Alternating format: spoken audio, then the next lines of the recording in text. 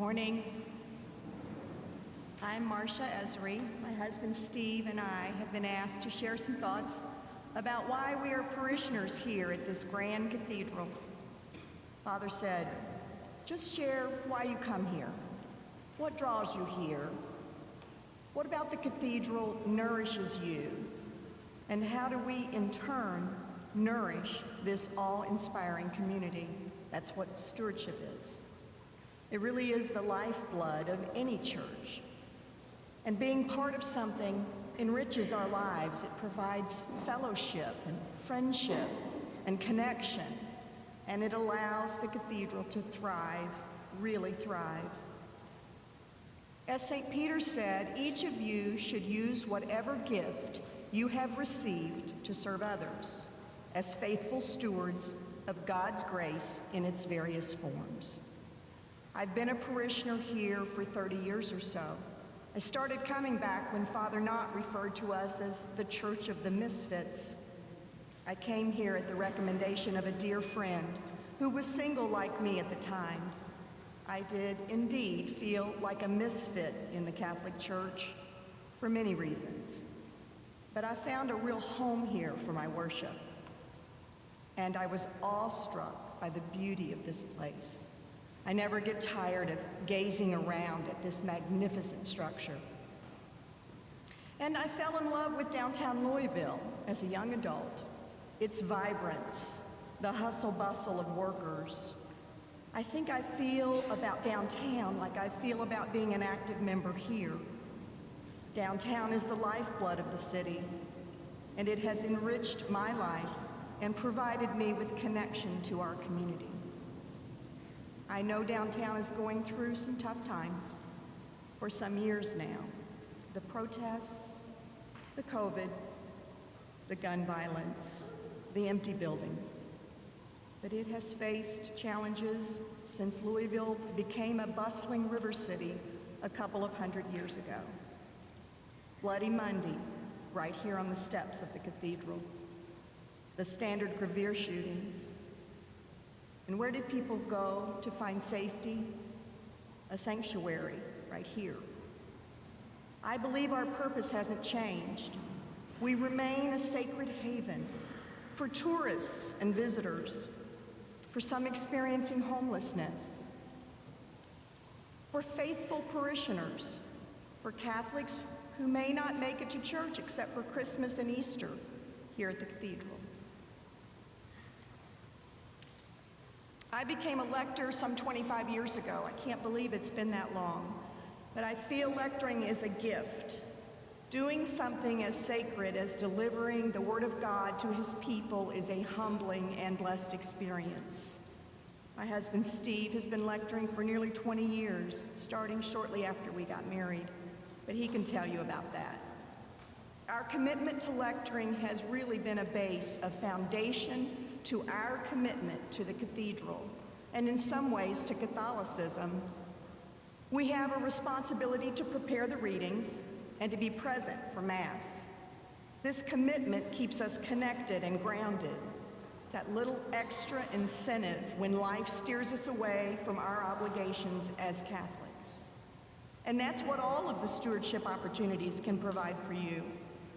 It's an added connection to those who sit in the pews with you each week, a way to frame and support your role as an active member of the church, and indeed, a way to fulfill our stewardship gift of time and talent. There are so many really diverse ways to participate in stewardship, various time commitments, various skill levels. Steve and I are part of the Parish Life Committee.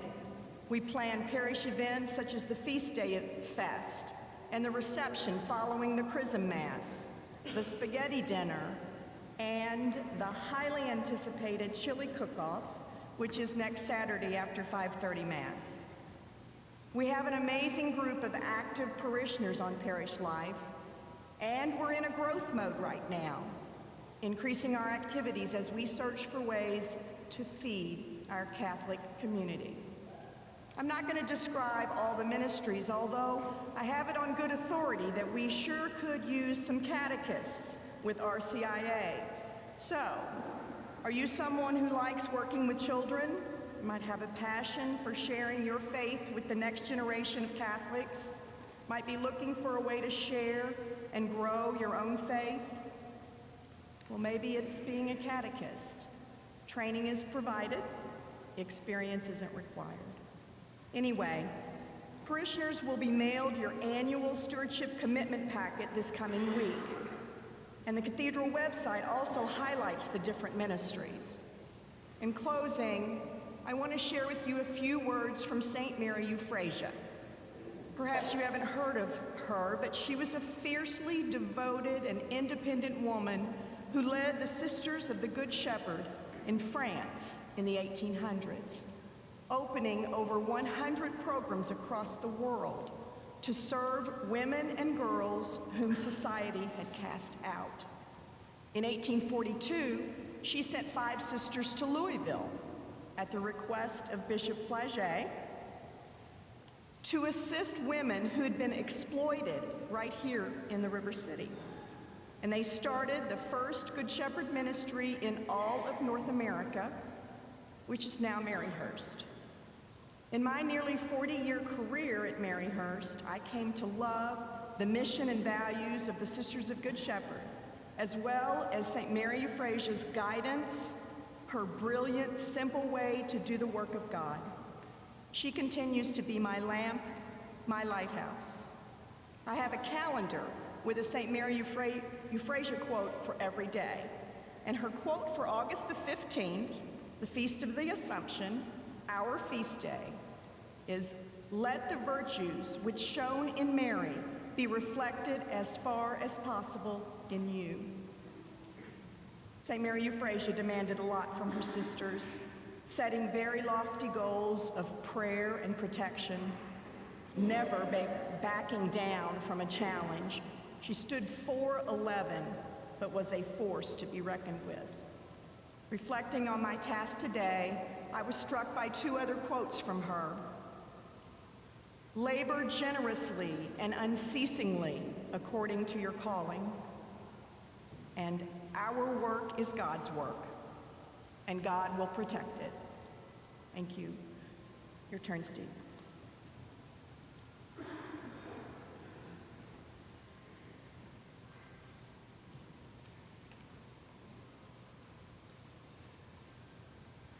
Good morning. I'm Steve Esri, Marcia's husband of 20 years. I'm not sure why I was asked to speak to you today. I have never been known as a sparkling conversationalist. That being said, I do think I can handle this. What she said. I didn't think that was going to be good enough. So prepare yourselves for the random set of thoughts I have tried to collect here. But as in our 20 years of marriage, I won't talk as long as Marcia. I grew up a stone's throw from Churchill Downs. I went to grade school at Most Blessed Sacrament, and then on to DeSales High School. Class of 1975. For those of you trying to do the math, I'm 66 years old. Catholic since birth. Been a member of a few parishes along the way to becoming a member here at the Cathedral of the Assumption. Most Blessed Sacrament, Holy Name, St. John the Apostle in Brandenburg. I've had the opportunity to speak a few times before in those parishes, but this is my first time here at the Cathedral. Each time I've been asked to speak, I've had to wonder, what do I have to offer that is worth being asked to stand up here and share? I'm certainly not a model Catholic. In fact, I am divorced and remarried. Being a seasoned Catholic, that opens up a big rabbit hole that you can go down deep into if you choose to do so. And at times, I do go down there and mingle with Alice and the Mad Hatter. Particularly on those Sundays when the readings at Mass hit hard on the point that you may not want to be in my shoes. I am certainly not a model Catholic. I can say with confidence as I stand here and speak to you now, no one here could wear that well. But I am Catholic, and I choose to be Catholic here at the Cathedral of the Assumption, and not just because Marcia told me I had to. The cathedral itself is a beautiful place. The mood is set when you walk in. One of my biggest joys coming here doesn't happen every time I come to Mass, but on occasion, when the choir and the music are speaking to me in particular, my worship rises to another level. And then, sometimes I can soar even higher when there's a soloist that delivers a masterpiece rendition on their part of the song. I am moved. Our choir is special. At the cathedral, we serve the Archdiocese as a venue for special celebrations. The Chrism Mass comes to mind. All of the parish priests come to the cathedral to celebrate the blessing of the various oils used throughout the year in the sacraments. It's overwhelming to see them all gathered in one spot. We also have masses for our healthcare professionals, our legal professionals, our first responders. There is a Mass celebrating milestone wedding anniversaries for all the married couples in the Archdiocese. I am proud that we can play host to those events. I also enjoy the people who worship here, not just those of us who belong to the cathedral, but the many visitors to our city who come to Mass here as well. We come from lots of different zip codes. We have lots of different personalities. We have lots of different backgrounds. Yet we come together as a community of God here in this space. I find that gratifying as I come here with everyone else who walks through those big, heavy doors or uses the elevator. I have come to know many in our cathedral family from being a part of a couple of the service committees here. Marcia has mentioned our involvement in parish life and as lectors, and the many other ways we have available to nourish life here in our parish community and in our community at large. We enjoy the time we spend together with the others involved in the parish life events. And by the way, I intend to enter the chili cook-off, and I'm in it to win it. Marcia touched on the history of the cathedral. It is a long, rich history reaching back to 1852.